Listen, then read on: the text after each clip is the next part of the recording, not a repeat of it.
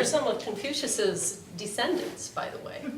I think this probably was taken in 2009 when they released an updated version of the family tree. It hadn't been updated for about 50 years, and now there are about 2 million descendants of Confucius, 2 million members of the Kong family. Okay, so let's see if I can figure this out. Yeah, oh, I should have made that darker. Okay, so let's set the context a little bit for talking about Confucius and look at a few of the relevant beliefs that come up during the Zhou dynasty, which is the period in which Confucius lived. And particularly we want to look at the later Zhou period. I mean, the Zhou dynasty lasted for a very long time, so it's kind of crazy to think that we could actually, comprehend all the very beliefs and practices and so on that were current in that dynasty. But there do seem to be certain beliefs and practices that stand out as reliably established by the 6th century BCE when Confucius was born. Now these beliefs, I want to warn you, they're often very vague, they're imprecise, they're not worked out as rigorous philosophical notions or anything like that. Okay, so Ying Shiyu's research informs us that by Confucius's time, the idea that human beings possess 2 kinds of soul has gained currency. There is the Po soul, which takes its name from the white light of the moon, and which is associated with the denser qi, or vital energy, of the earth. And it appears to be a numinous aspect of the physical body. And there is also the Huen soul, which is associated with the more refined qi of the spiritual dimension. Now I want to emphasize, this is not a dualism. This is not a kind of substance dualism or mind-body dualism. Everything is qi in some condition or phase. Okay. Now, neither of these souls seems to function as a seat of unique or persisting personhood, but both are somehow related to mind and intelligence and knowledge. When both of these souls leave the body, death follows inevitably. It's not clear how the 2 souls are related to each other, and there are cases where mental decline is attributed to the Po soul leaving the body. Okay. So it appears that these souls are sort of elements of the human being without themselves being the essence of who or what anyone is. Okay.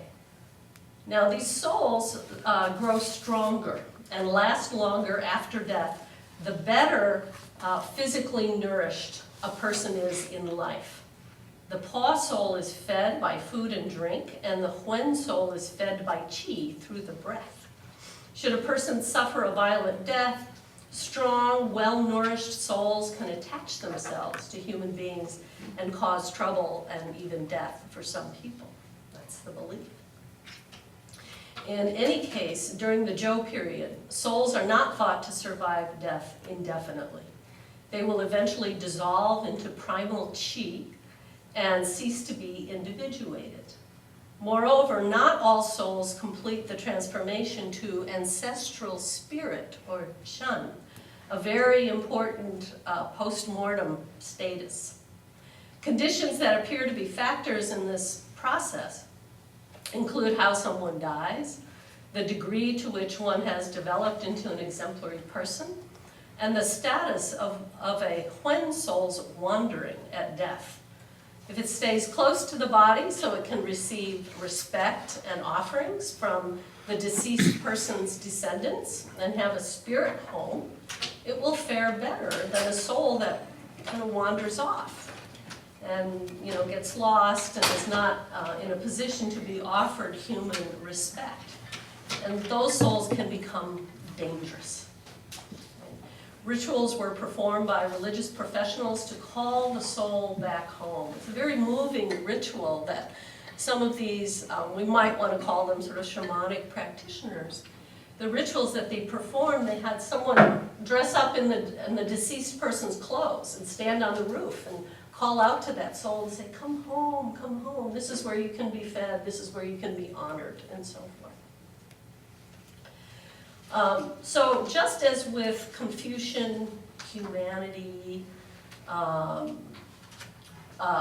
something we'll talk about later, humanity or personhood, relationships are primary to becoming a spirit. Okay, there's no spirit prior to or outside of ongoing relationships mediated by family and other social roles.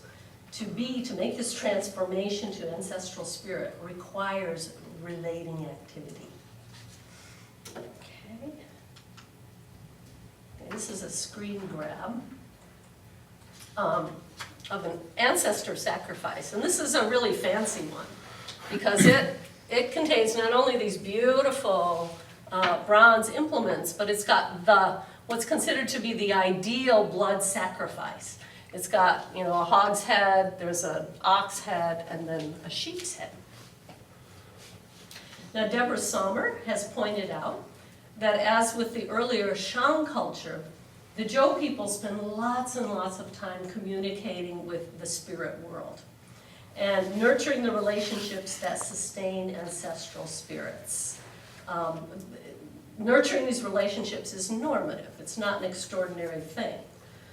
For the Zhou, the spirit realm is not a transcendent place, but a vast, invisible dimension within this world of ordinary experience.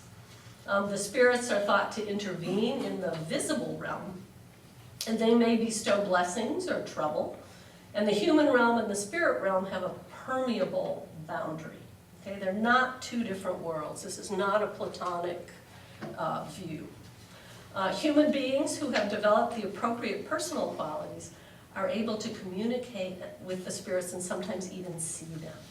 And sometimes even there are these personators. Sometimes the youngest member of a family will impersonate the deceased and sort of become them temporarily. Now, Sommer has also noted that there are two main categories of spirits of deceased human beings. On the one hand, we have the spirits of cultural heroes, famous teachers, rulers, and those who've made a contribution to humanity that goes far beyond their own family. And on the other hand, we have ancestral spirits. And the first group are public spirits, to whom appointed and appropriately ranked officials perform sacrifices.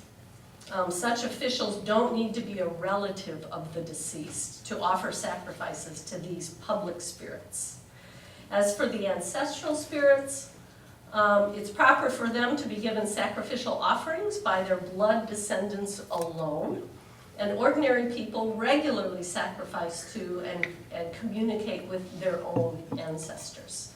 Sacrificing to somebody else's ancestors is entirely inappropriate, and Confucius is particularly bugged by this. He calls such behavior unctuous.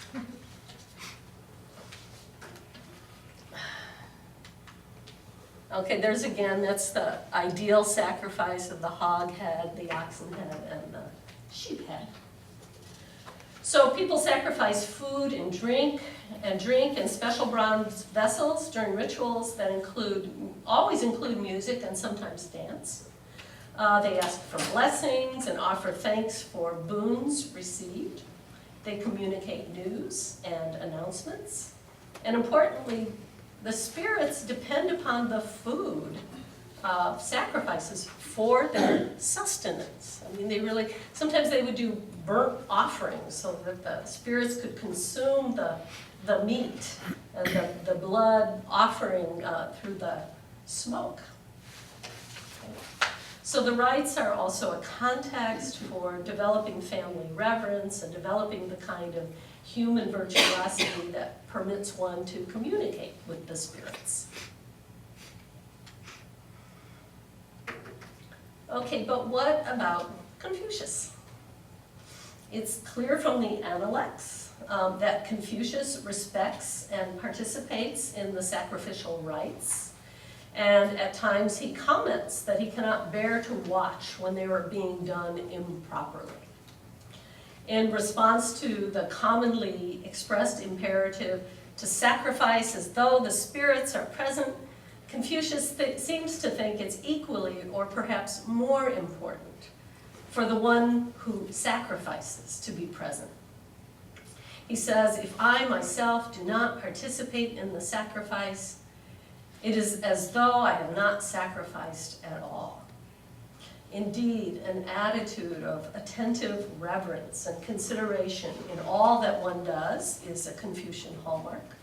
And in describing the appropriate demeanor when employing the common people in daily life, he instructs his students to assume the manner of one who's overseeing a great sacrifice. Now, it is, of course, it's well known that Confucius believed that observance of ritual propriety, and ritual propriety is a very large category. It's not just, performing ancestral rites. It's, common etiquette, customs, social protocols of all kinds, ways to be a neighbor, ways to speak to your butcher, for example, and your teachers. So Confucius believed that observance of ritual propriety, including the sacrificial rites, is really key to becoming a person or becoming human. Okay? I say person or human because there are lots of different ways people want to translate one of Confucius's key terms, ren. It literally means becoming a person. So there have been all kinds of ways, but so I'll stick with person or becoming human. So again, observance of ritual propriety is crucial here. The kind of social sensibility that characterizes an exemplary life comes through this observance of ritual propriety. But does Confucius actually believe in spirits? Well, the short answer is yes. Although there is one passage in the Analects that reports that Confucius had nothing to say about spirits, Confucius appears to believe in the existence of spirits and even ghosts. And he tells his student Fan Shi that to show respect for the ghosts and spirits while keeping them at a distance can be called wisdom. Okay? He says to keep them at a distance. And when I look at that, it seems to me Confucius might be saying something like, yes, it's important to respect the spirits and observe, ritual propriety.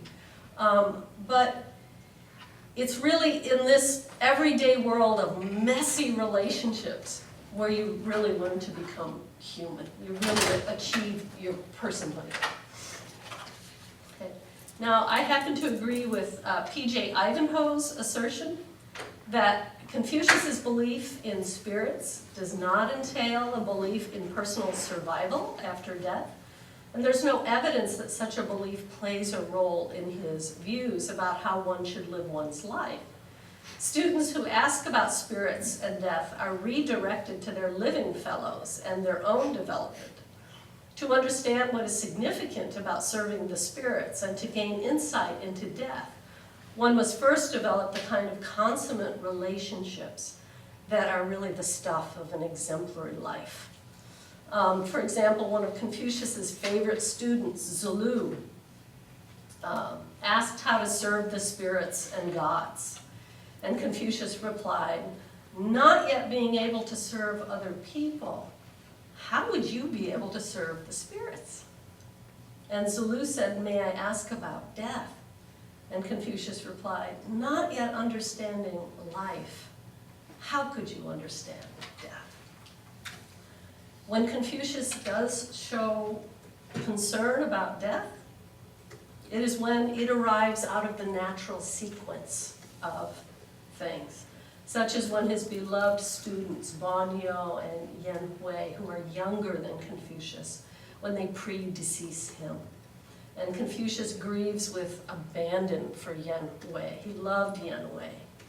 And his Yen Wei's exemplary Tao, or his exemplary manner of life, seemed to be Confucius's hope, for his future lineage. Okay, but even given the foregoing, we can still say, I think, that immortality is at the heart of the Confucius project. Immortality most emphatically does matter to Confucius. However, immortality is an achievement, and it's an achievement of the highest order that is inseparable from one's community.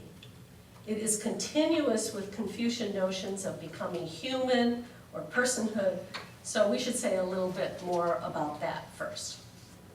Okay, so Confucius does not conceive of the human being as an individual who is or has something enduring like a self or a soul that can be appealed to in order to answer questions about who one is, or the persistence of personal identity over time, or the intrinsic value or nature of the human being, or the seat of human agency.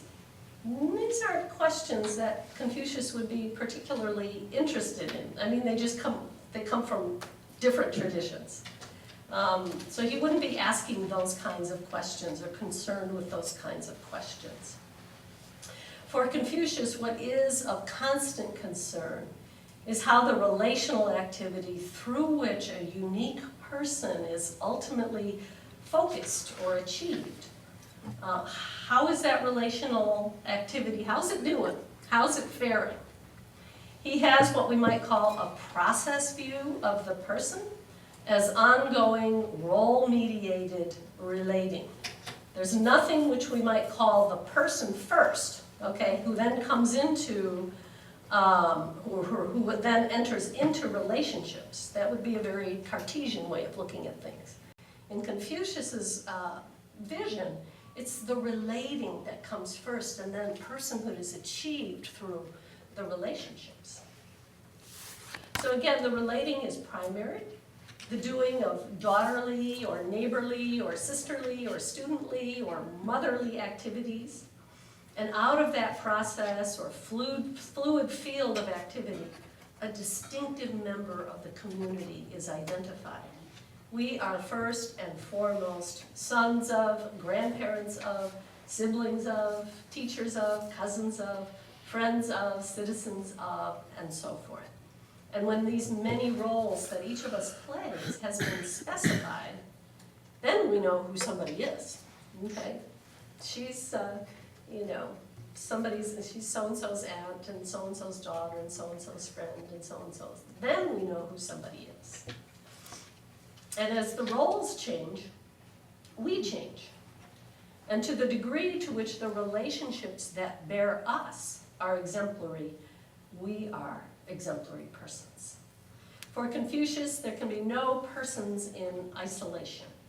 To be a person is an achievement and requires the relating that comes in the family and ultimately the larger community. Who and how one is inseparable from who and how others are. Okay, these are more of Confucius's descendants. So there was a saying that was ancient even in Confucius's time, dead but immortal. Now some thought this simply referred to the perpetuation of the family line and the growth of its social status. Okay, so on that definition of immortality, boy, has Confucius achieved it. Okay, 2 million descendants and very honored. They have been honored over the centuries, at least since the Han Dynasty, I believe. Okay. So again, some thought that this saying, dead but immortal, simply referred to the perpetuation of the family line. But we get a deeper meaning from a countryman of Confucius named Mu Shu. He explains that the ancient saying is referring to the 3 immortalities: the establishment of virtue, the establishment of achievement, and the establishment of words. As Pei-Min has put it, true immortality has to extend beyond one's family line to the broader world. By establishing virtue for other people to emulate, achievements for other people to benefit from, and words for other people to follow, one can continue to exist infinitely and without boundary. Now, without calling it immortality, this is what Confucius is up to in the Analects in particular. It's the cultural heroes like Sage King Yu and Sage King Shun, Bo Yi and Shu Qi, the Duke of Zhou and Tai Bo, whose Tao, or exemplary conduct, lives on in the people over the centuries and is praised by them. Confucius says that exemplary persons despise the thought of ending their days without having established a name. To be distinguished, to have a name in Confucius' sense, is to be raised up by the community, whose relationships are the co-creators of the distinguished person. The establishment of ren, or exemplary personhood, is Confucius' deepest wish for himself, for his students, for rulers, for anyone who will devote himself to its establishment.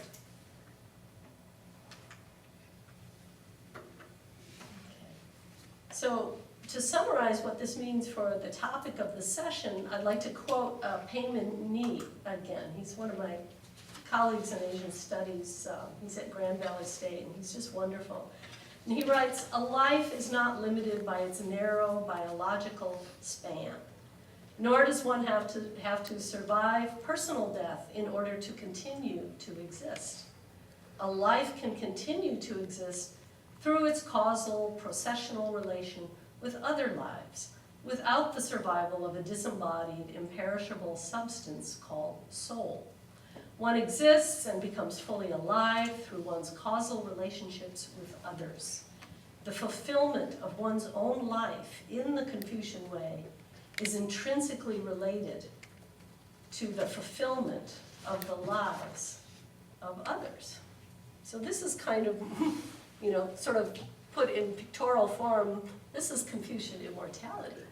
People who really care about the Tao, or manner, exemplary manner of Confucius, and who really want to emulate it.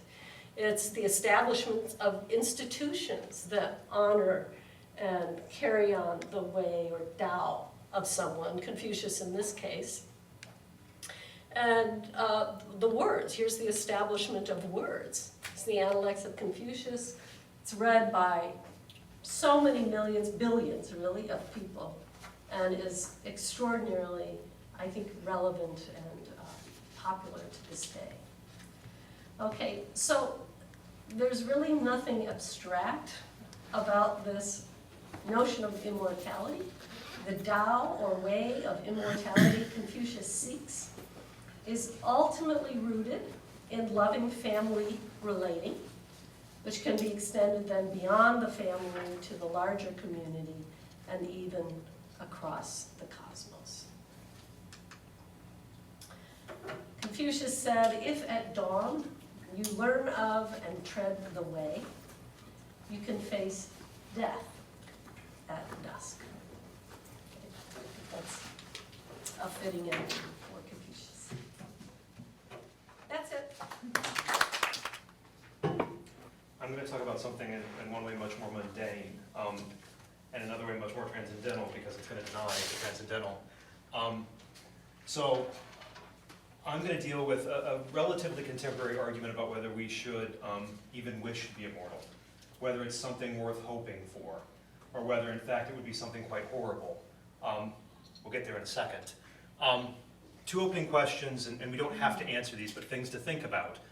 When we think, and I know we've already been discussing this in previous sessions, but when we think about survival of death, after death, what is it we're thinking of surviving? How are we conceiving of ourselves? Am I thinking of a disembodied soul?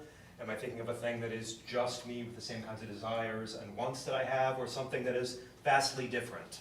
One question to keep in mind. And then once you've thought about what it is you think would survive if you did survive, would you want that to survive? Would you want to be that for all time? And I'm going to get to an argument in a minute that says that whatever it is we would think of surviving, we wouldn't want to be that for all time. But before I get there, and I'm not going to read the entire quote on either of these, but the idea of immortality is at the very root of at least the Greek tradition of philosophy. If you read the Symposium, in the final speech of Socrates, which is Diotima's speech, not his own, he repeats the teaching that she gave him. She talks about how love is a desire for immortality. I want to have children so I'll go on, or I teach children so I'll go on, or I want to know immortal truths so that I can unify with them. That we're all driven in all things, she says, by immortality. That we have that drive centrally within us. So, at least at the beginning of the Greek tradition of philosophy, this idea that immortality is something that we strive for sort of as humans is there. You get it also in a slightly different way with Aristotle in the Nicomachean Ethics in Book 10. He talks about the sort of ideal life above the political life, the contemplative life, where you would spend all of your time with universal immortal truths. And at that moment you can be, as it were, immortal and divine. And that is the best thing for us because the highest part of us is that divine immortal part, though in some sense we're also mortal. So at the very beginning you get this idea, the very beginning of this tradition of philosophy, you get this idea that immortality is something to be desired, it is something that we all drive at, it is something that we inherently want. But there's another, and the next slide is not as philosophical, there's another trend in human life, and one that always brings me back to an anecdote, a memory of my grandfather, now dead. But when I was 10 and he was 60, we had a birthday party for him at my house. And I remember this conversation very well, saying, "Happy birthday, Grandpa, I hope you live 60 more years." And this exasperated look on his face, and just saying, "God, I hope not." And I was just, I thought I'd wished him a great thing, and he's just like, I'm tired. I don't want to, he went on for another 20 years. We're a little dramatic in a sad German way, but I'm too tired, I don't want to keep going on. I wouldn't want to do this forever. I want it to have an end. So you have these two different ideas, this idea that we're driven towards some kind of immortality, but on the other hand, there is a kind of sense in which I want my life to end, or else it sort of won't make sense. It will be like the novel that never ends. You want there to be a conclusion, or else it doesn't sort of hold together in the right way. This is the argument I'm going to talk about. In a piece called The Macropolis Case, Bernard Williams, that gorgeously British-looking man there, tries to sort of get between these two different claims. One, an idea that we want immortality. That death is a good for us. He states this very starkly as people claiming death is never an evil for a person, that death is never a bad thing for me, and he's got someone in mind for that. And on the other hand, the idea that I should want to go on forever. So on the one hand, desiring mortality, if not the idea that I want to die at any moment, at least I want to die at some point. And on the other hand, the idea that I would want to go on forever. He wants to split the difference between these and give a kind of argument for why we want to live for a while longer, but not all that long. And we'll see if that works. But first, his big enemy. The person who thinks death is never an evil for a person is Lucretius, On the Nature of Things, De Rerum Natura, in which he argues that he has two different arguments. One, he says death is never an evil, and this is the straightforward Epicurean argument. Epicurus believes that good and bad are matters of sensation, and once I'm dead, sensation ends. I feel no pleasure, I feel no pain, death is nothing to me. Where it is, I am not, as Epicurus says. So Lucretius offers first that straightforward Epicurean argument. Death is never an evil because without sensation there can be no evil. Fear of death, the only reason people fear death is they imagine that they're the person in the grave. That I'll wake up in my coffin, or I'll wake up on the pyre and scream, or that I'll see life going on and realizing I'm missing out on things. I don't get to see my family continue on. But if I really die in the way he thinks I die, I fully end, there's no me in the grave to feel bad, there's nothing I could miss out on. That's one argument of Lucretius's. I've called that, though Williams doesn't, a subjective argument. There's nothing that I'll feel badly about. But Lucretius offers a second argument, And that second argument is that death is never an evil, never an evil. So if I die in the next 5 minutes, it's not an evil to me, because I will have lived close to 47 years, but there was an infinite time before my life, and an infinite time will happen after my life, and that 47 years will be insignificant. In the grand scheme of things, my life will not have mattered at all. So if I lived 1 day less or 1 day more, it would matter neither less nor more in the grand scheme of things. I've called that an objective argument, because he's saying that from the point of view of the universe, your life is always insignificant. This, if I were teaching it in a class, is where we'd end, because I like to end on those kinds of points. Nothing matters. Have a good Friday. Here's what Williams says about those things, though. If you look at them, the first one might seem okay in some ways, but the second one doesn't really work from my perspective. So if I take my own perspective, the second argument doesn't work, because it definitely makes a difference to me how long I live. Whether I had died at 10 or I've lived to 46, that makes a difference to me, because I've gotten goods in my life at this age that I would not have had then. And that seems like it's important to me. That doesn't seem like it's important to me, it is important to me. So it doesn't make a difference to the universe or in the grand scheme of things or from the point of view of eternity how long I live, but it does matter to me, and presumably it matters to you how long you live. There are achievements you want to have, pleasures you want to get, families you want to have, children you want to raise. So that the first thing that Williams wants to notice about Lucretius's arguments is that the two of them don't go well together. The subjective one and the objective one seem to work differently, because the subjective one relies on what things matter to me, and the objective one seems to say those don't matter, but that's a tension we can't really settle. We're still left with this question, though. Once I have the goods of life, once I have the things that make a life a good life to me, let it be subjective, how long should I want to have them? Should I want to have them 50 years, 70 years, 200 years, or forever?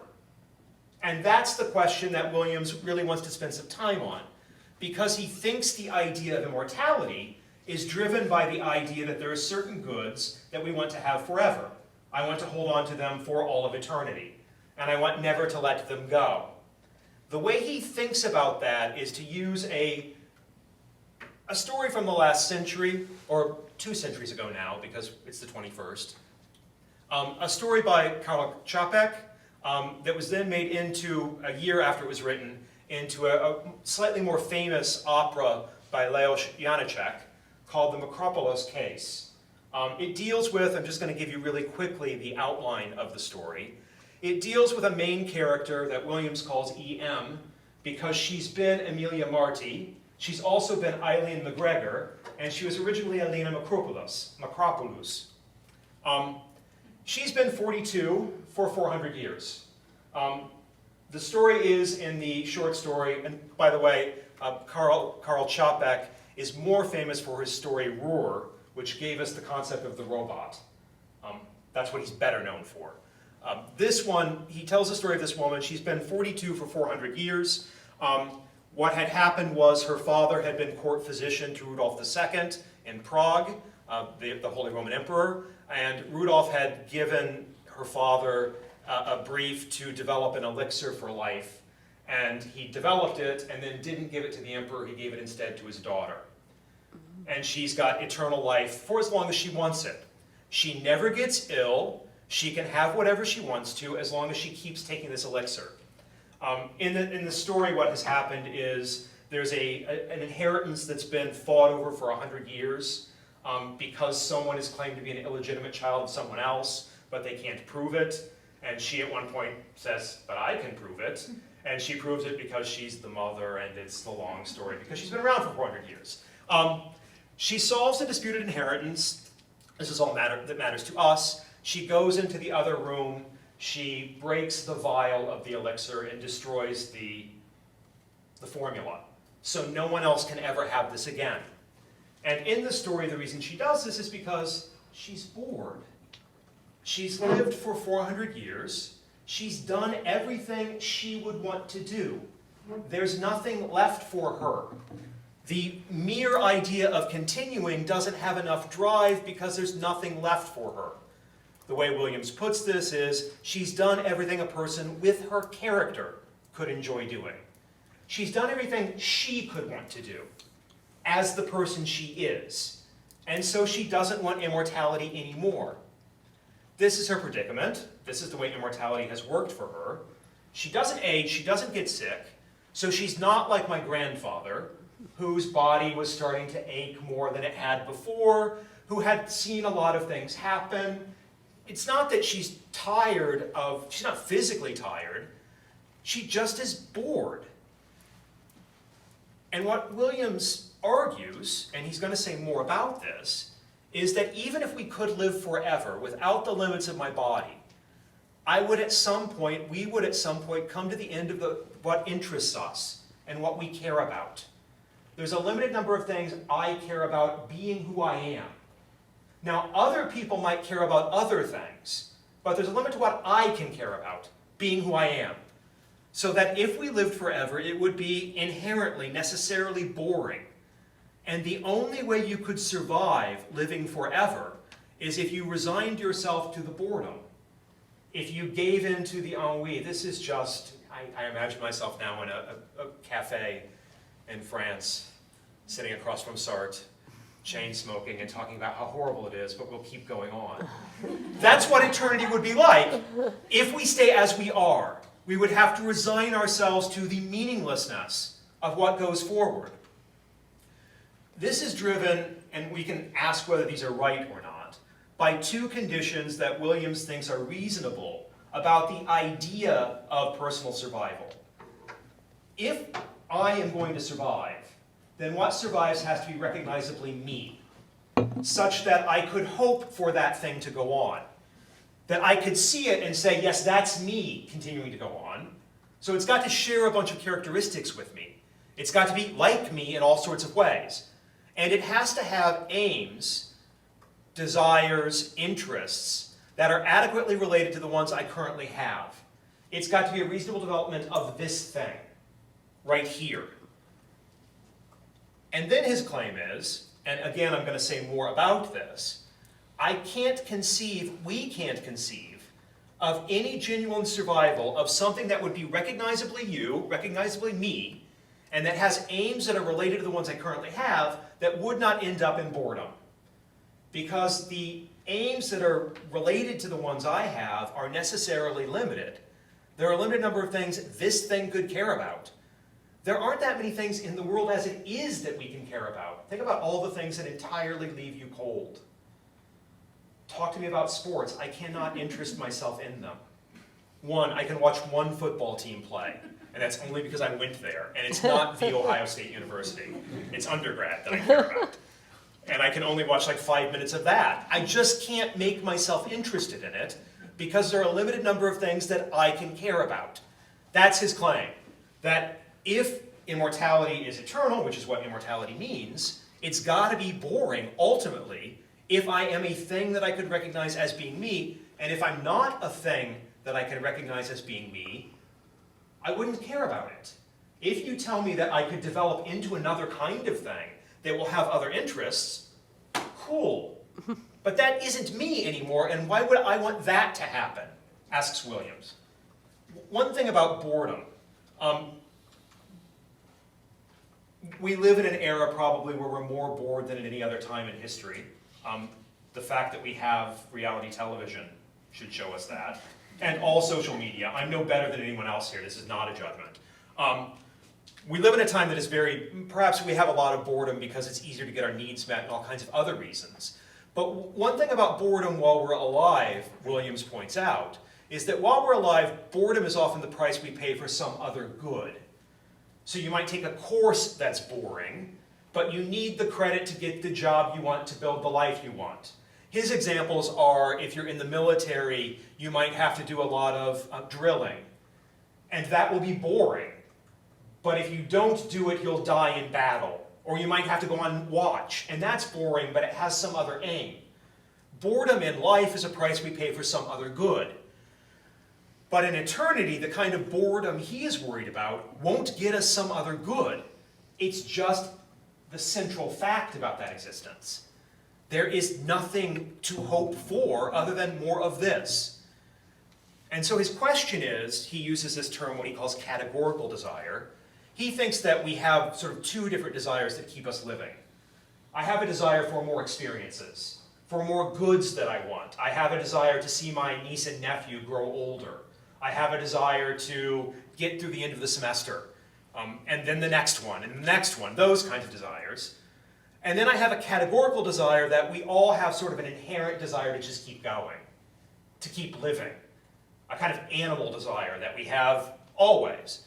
But we recognize, of course, that that doesn't always drive us because people kill themselves. People give up.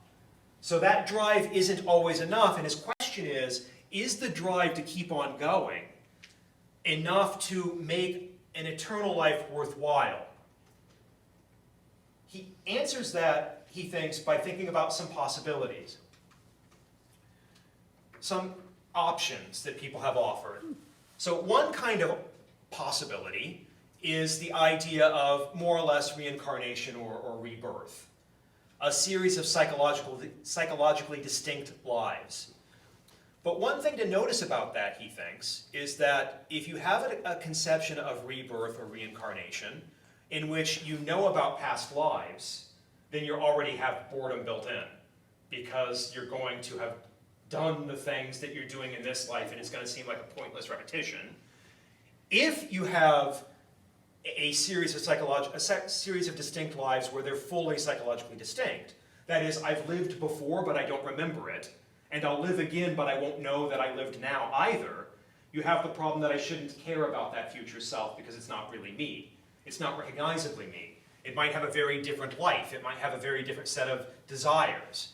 Another thing to note about that, Williams thinks, and I think this is an interesting question to ask, or to think about, is that in many of the systems in which we come back again and again, either through rebirth or reincarnation, the goal is to stop doing it. Either to enter nirvana, or to be reabsorbed in Brahman, or something else. The point isn't to keep going in just this way. Recognizably me. The other thing, and I think he might be wrong about this, but it's another interesting question, is if I come back in a distinct life where I will not remember having been me, as some other kind of human or other being, then it's a question whether I should care whether any of them suffer or prosper. That is to say that if I die tomorrow and I'm reborn some other place, since it will be distinct from me, it doesn't really matter to me whether it suffers or does well, in the way that it matters to me if I do. And so, if we have that kind of idea of immortality, it doesn't match the idea of personal survival, and it doesn't really get me what I would want. A second, and this is sort of a throwaway, but you might have another account of continued existence, something like the character Tiresias in Greek mythology, the seer, the blind seer, who keeps popping up again and again and again. But he's just a role, he's not a character.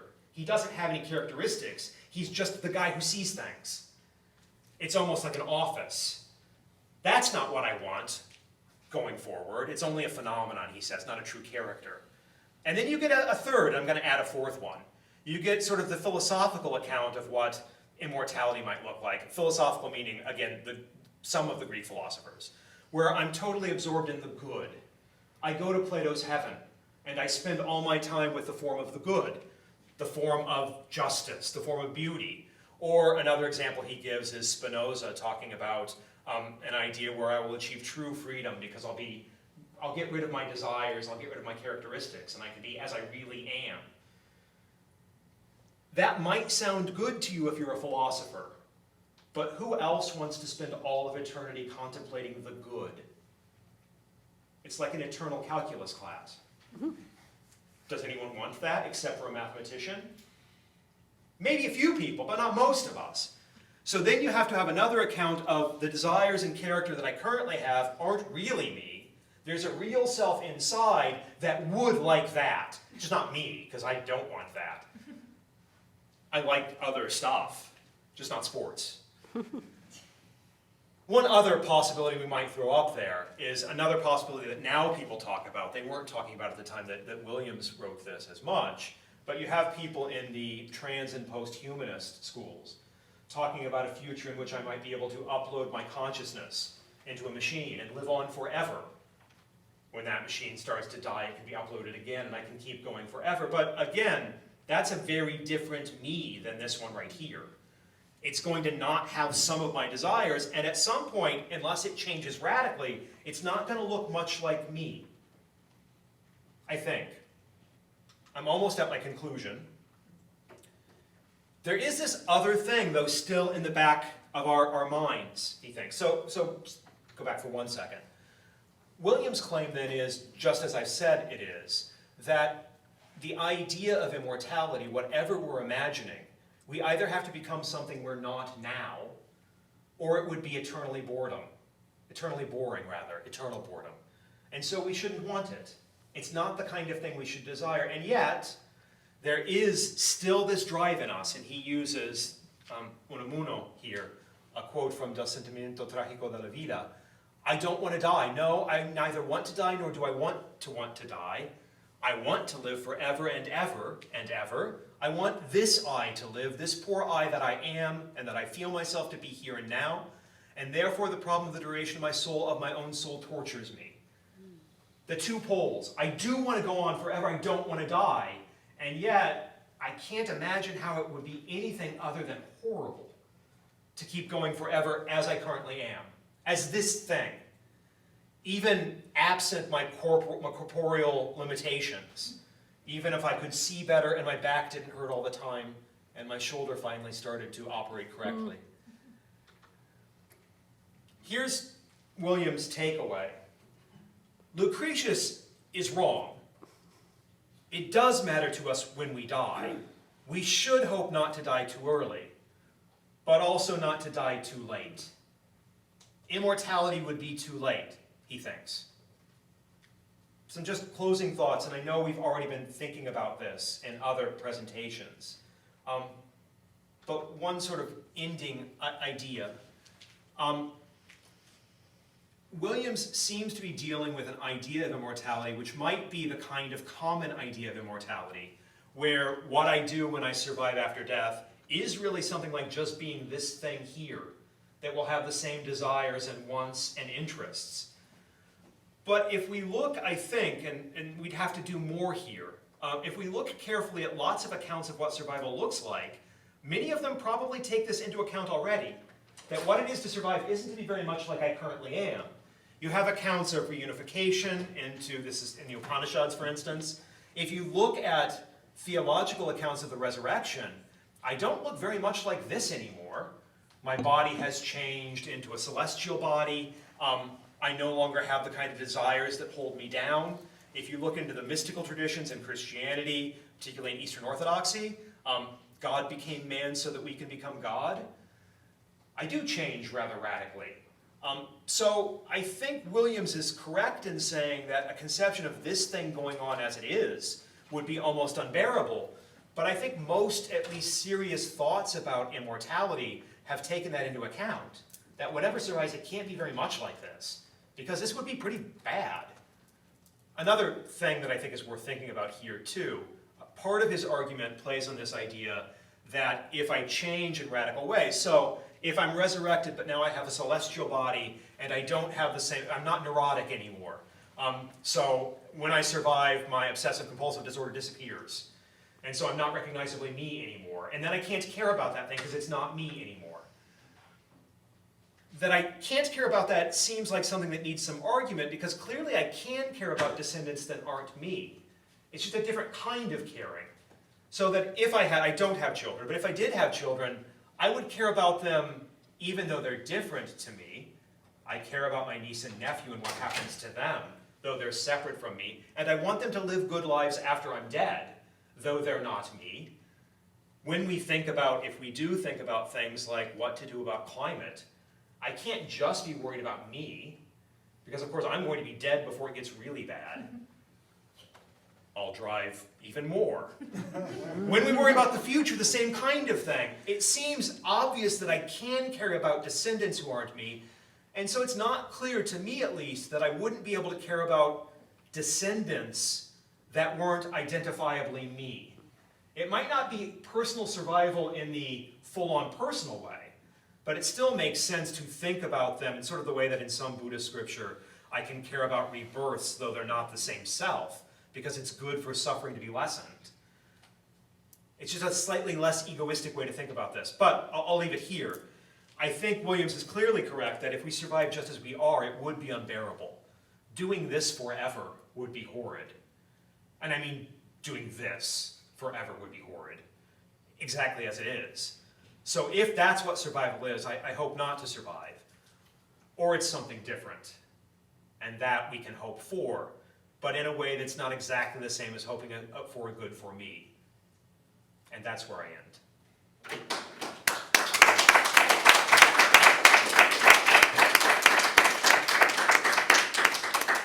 Well, thank you both very much. Lots to think about there. Fascinating stuff. 10 minutes. So, any questions from anyone on the floor? So, I'm not sure, this is a little complicated. So coincidentally, I was just reading about contemporary Lao culture, and they have the same notion of the two souls, which I even noticed at the time was eerily like the hoon and the pod. One of them dissolves into the ground when you die, and the other one is kind of released into the ether. And I was just wondering, for this to have, I mean, it must have come through some chain from that ancient idea. So I was wondering if that idea of the hoon and the paw survives in any form in contemporary China. Yeah, well, I'll be honest with you, I don't know about contemporary China, but that idea, or those ideas which are not very well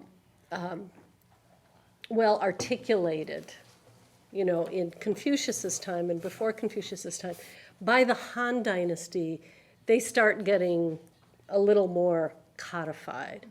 So there would be texts that obviously are transmitting these notions, but I don't know what they are.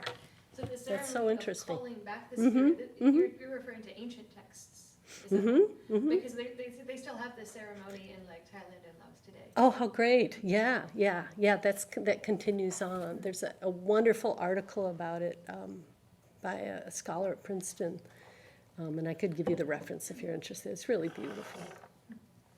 Oh, thank you for that. That's really interesting. Yeah, about Williams, it seems like there's a couple potential flaws. I agree with his general point of view, because I wouldn't want to live forever either. But I wonder whether he's thought about the fact that, what if you were a very forgetful person and a little bit stupid, right? And like, you go to a roller coaster, like, wow, I did this before. This is exciting, right? So that would be the simple possible answer, that you could go on for a very long time because it's new. The other thing is perhaps he's stuck with the fact that me is too much a consolidation of now. I always think of me as a potentiality that wraps up into change. And I'm sort of thinking about Osiris, right? Osiris was a very potent god. He was a god of vegetation and all that, and his set cut him up through in the Nile, and that's why all the vegetation grew up. But he was so badly deconstructed that he became the god of the dead, right? So his potential now is change. He's now judging whether people should go to the underworld or not,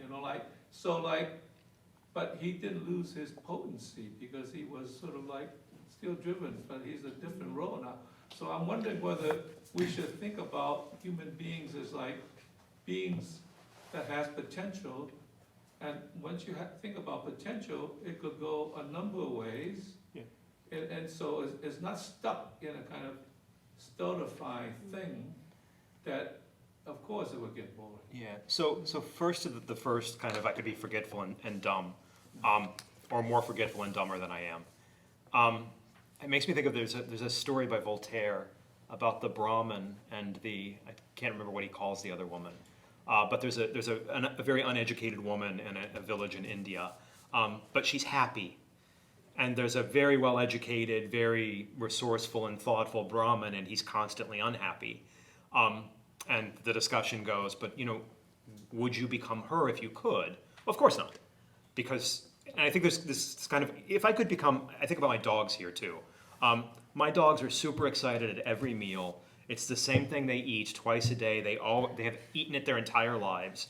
It seems like it would be tragic and boring, and yet they're just, yes. It's the greatest. It's the greatest 30 seconds, because that's how long it takes them to eat. They have got the kind of happiness that can only come if you kind of have low expectations and you're dumb and forgetful. And I'm happy for them to have that, but I don't think I would want that for me. So if I could have the every day's a new adventure, that would be I think that's might be an objectively good thing, but not a thing I think you could want. So that's the first part. But the second part, I actually I think you're exactly right. I think if we even think about our own lives and sort of 5-year-old us and however many year old we are now, 5-year-old me could not have imagined or wanted the life I have. And yet I like the life I have. I think it's a good one, more or less. It has lots of good things and good relationships in it. It's a development out of that. It's a sense of survival. I have different potentialities. I have different roles than I then did. But I don't think it's how to put this sort of correctly. It makes sense both to say the 5-year-old has survived in me, and that it was a good thing for the 5-year-old that it survived in me, even though it could not have wanted to be me, because it's changed in all sorts of ways. So I think the experience of Osiris is in fact the experience we all have in our own lives, in the ways that our desires and characters change. The problem, though, I think still for Williams, is that in eternity, there's going to be a limit to how much change we can do.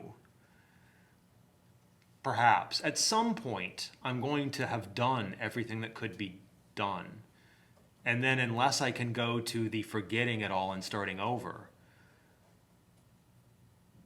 I don't know that it's worth wanting. I do think, though, that point is exactly correct.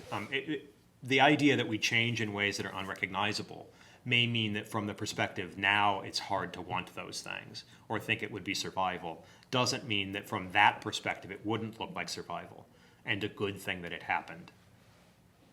So I think we're agreeing. So the first problem is because we're human, we don't want to be a dog. Right?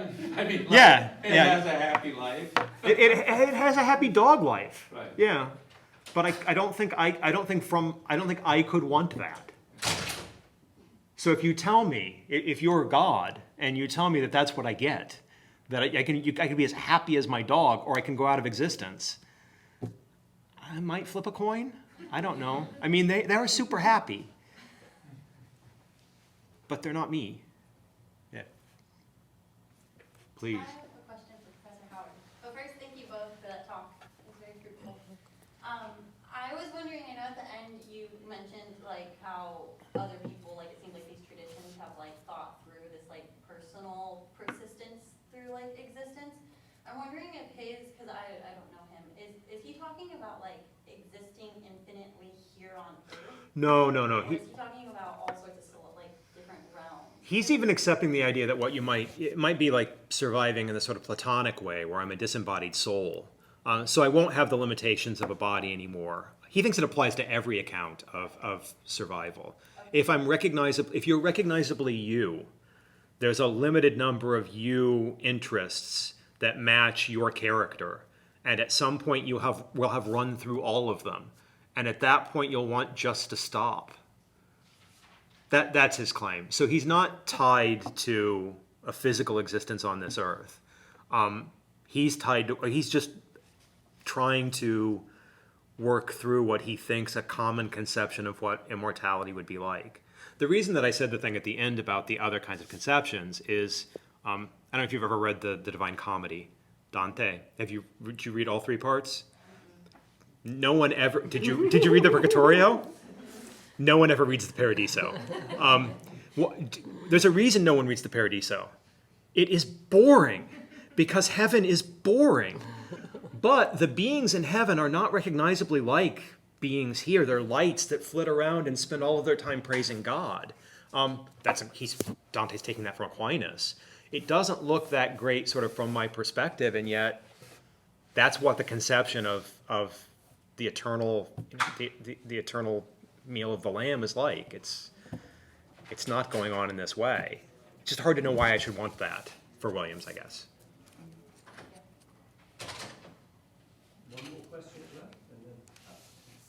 So, I guess from William's perspective, would the ideal situation, do you think for him, would be to live as long as he could, right up until the point when he starts getting bored, and then, like, would that be the ideal time frame, or?